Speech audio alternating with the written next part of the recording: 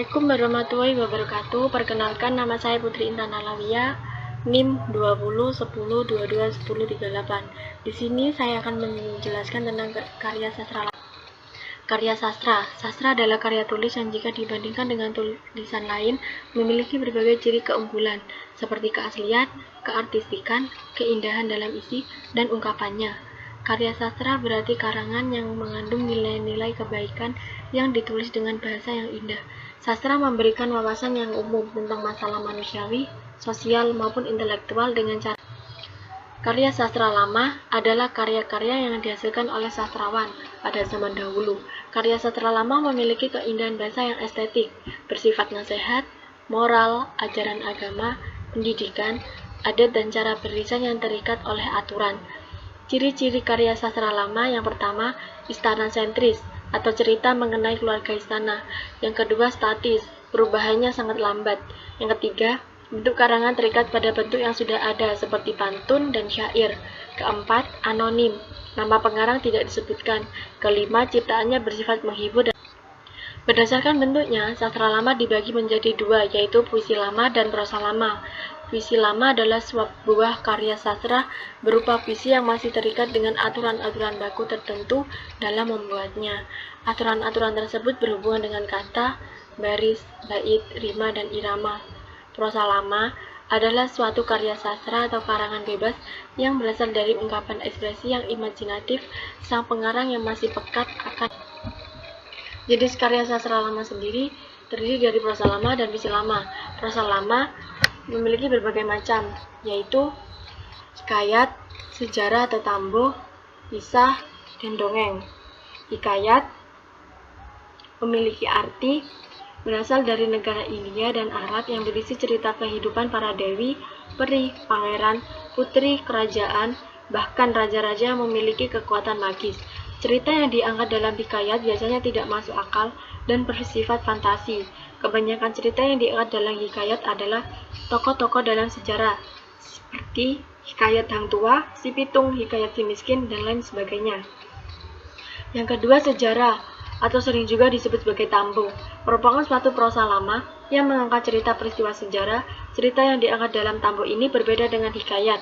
Jika hikayat merupakan cerita fantasi yang sulit ditemukan kebenarannya, tambuh justru sebaliknya, yaitu mengangkat cerita yang terdapat kejelasan juga faktanya. Contohnya, Sejarah Melayu karya Datuk Bendahara Paduk Raja alias Tun Sri Lanang yang ditulis pada tahun 1612. Kisah sendiri merupakan salah satu jenis prosa lama yang senantiasa menceritakan suatu perjalanan di lingkungan sosial ketika seseorang berkelana dari satu tempat ke tempat lainnya. Misalnya, kisah perjalanan Abdullah ke negeri Kelantan. Dongeng. Seperti dengan hikayat, dongeng memiliki sifat hayal dalam mengangkat cerita. Dalam jenisnya, dongeng memiliki banyak ragam, antara lain 1. Fabel, yang merupakan bentuk prosa lama yang tokohnya merupakan binatang dan memiliki banyak pesan moral. Yang kedua, mito atau mitos, merupakan bentuk prosa lama yang mengangkat cerita mengenai keyakinan spiritual terhadap suatu benda atau hal yang dipercayai memiliki kekuatan gaib. Ketiga, legenda, merupakan prosa lama yang menceritakan riwayat terjadinya suatu tempat atau daerah. Yang keempat, sage, merupakan prosa lama yang menceritakan kisah kepahlawanan seseorang yang memiliki kekuatan atau keajaiban, biasanya juga berhubungan dengan sejarah. Dongeng jenaka merupakan salah satu bagian dari prosa lama yang mengangkat cerita orang bodoh, malas yang dilukiskan dengan cerita humor dengan memiliki banyak pesan moral di dalamnya. Yang keenam, parabel, merupakan prosa lama yang mengangkat cerita rekaan yang menggambarkan suatu sikap moral yang menggunakan ibarat atau perbandingan. Puisi lama memiliki banyak ragamnya seperti syair, pantun, seloka, gurinda, mantra, dan talibun. Syair berasal dari bahasa Arab. Ciri khas dari syair adalah terdiri dari 4 baris dalam satu bait dengan saja a. Syair biasanya berisi tentang suatu cerita dengan nasihat di dalamnya. Yang kedua, pantun. Pantun dikenal luas oleh masyarakat sampai sekarang. Pantun pun masih sering digunakan baik dalam upacara adat atau untuk komunikasi. Acara pernikahan dalam adat Betawi masih melestarikan budaya berpantun di dalamnya. Ciri khas dari pantun adalah bersaja ABAB, satu bait terdiri dari 4 baris, Setiap satu baris terdiri dari 8-12 suku kata. 2 baris awal merupakan sambiran dan 2 baris berikutnya adalah isi. Berdasarkan isinya, pantun terdiri atas pantun anak, pantun muda, pantun nasihat, pantun teka-teki, dan pantun jenaka. Yang ketiga, seloka. Seloka adalah jenis puisi Melayu, namun nama lain dari seloka adalah pantun berkait. Hal ini karena terdiri lebih dari satu bait yang masih terkait. Seloka berisi tentang sindiran, ejekan, atau senda gurau yang dinyatakan dalam satu perumpamaan. Ciri dari seloka adalah bait kedua dan keempat pada bait pertama dipakai pada baris pertama dan ketiga pada bait selanjutnya. Yang keempat, gurindam. Puisi lama jenis gurindam berisi tentang suatu nasihat dengan aturan setiap bait terdiri dari 2 baris dan bersaja AA. Yang kelima, mantra. Jenis-jenis puisi lama yang menarik yaitu mantra.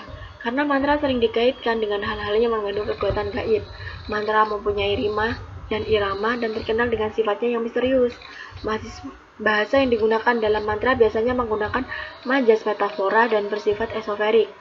Esoterik merupakan bahasa khusus yang dipakai antara pembicara dan lawan bicara. Yang keenam, talibun. Hampir mirip dengan pantun, talibun merupakan jenis-jenis puisi lama yang juga mempunyai sambiran dan isi. Hal yang membedakan dengan pantun adalah talibun memuat lebih banyak baris, yaitu sekitar 6-20 baris. Jumlah baris pada talibun harus berjumlah genap. Dalam talibun, setengah isinya merupakan sambiran dan setengahnya lagi merupakan isi. Fungsi karya sastra lama. Yang pertama, fungsi rekreatif. Yang kedua, fungsi didaktif. Yang ketiga, fungsi estetis. Yang keempat, fungsi moralitas. Yang kelima, fungsi religius. Fungsi rekreatif memiliki arti sastra dapat memberikan hiburan yang menyenangkan bagi penikmat atau pembacanya. Yang kedua, fungsi didaktif, yaitu sastra mampu mengarahkan atau mendidik pembacanya karena nilai-nilai kebenaran dan kebaikan yang terkandung di dalamnya. Yang ketiga, fungsi estetis. Fungsi estetis yaitu sastra mampu memberikan keindahan penikmat atau pembacanya karena sifat keindahannya. Yang keempat, fungsi moralitas. Fungsi moralitas yaitu sastra mampu memberikan pengetahuan kepada pembaca atau peminatnya sehingga tahu moral yang baik dan buruk, karena sastra yang baik selalu mengandung moral yang tinggi.